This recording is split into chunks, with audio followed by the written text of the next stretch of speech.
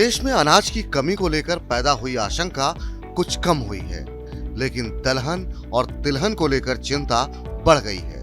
बुधवार को सरकार की तरफ से फसल वर्ष 2021-22 के लिए चौथा अग्रिम अनुमान जारी किया गया है और उसमें गेहूं तथा चावल की उपज के अनुमान को बढ़ाया गया है, जबकि दलहन और तिलहन की फसल के अनुमान में कटौती की गई है। गेहूं को लेकर कुछ राहत है।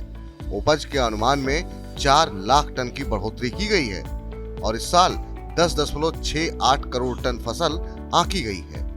ऐसी आशंका थी कि सरकार ने पहले गेहूं की ज्यादा उपज का आकलन कर दिया था और चौथे अनुमान में उसको सही किया जाएगा, लेकिन चौथे अनुमान के आंकड़े बताते हैं कि गेहूं की उपज उतनी कम नहीं है जितनी आशंका थी। चावल को लेकर भी स्थिति बेहतर लग रही है।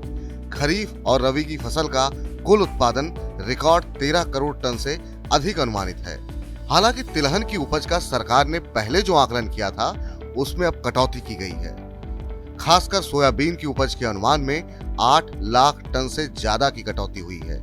यही वजह है कि कुल तिलहन उपज के अनुमान को 385 लाख टन से घटाकर 377 लाख टन कर दिया गया है।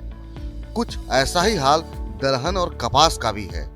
इन दोनों के उपज के अनुमान में भी कटौती हुई है। दलहन उत्पादन अनुमान को 277 लाख टन से घटाकर 276 लाख टन किया गया है और कपास की उपज के अनुमान में भी 3 लाख गांठ से ज्यादा की कटौती की गई है। अब उम्मीद नई फसल से टिकी हुई है और खरीफ फसलों की खेती को लेकर अभी जो आंकड़े सामने हैं वे बहुत ज्यादा उत्साहवर्धक नहीं है। धान का रकबा करीब 44 लाख हेक्टेयर पिछड़ा हुआ है और तिलहन तथा दलहन की खेती भी पिछले साल के बराबर नहीं। ऊपर से बुआई सीजन अब खत्म होने के करीब है, यानी इस स्थिति में सुधार की उम्मीद भी घट गई है और यही घटी हुई उम्मीद खरीफ फसलों की उपज घटने की आशंका को बढ़ा रही है। मनी 9 के लिए मनोज कुमार।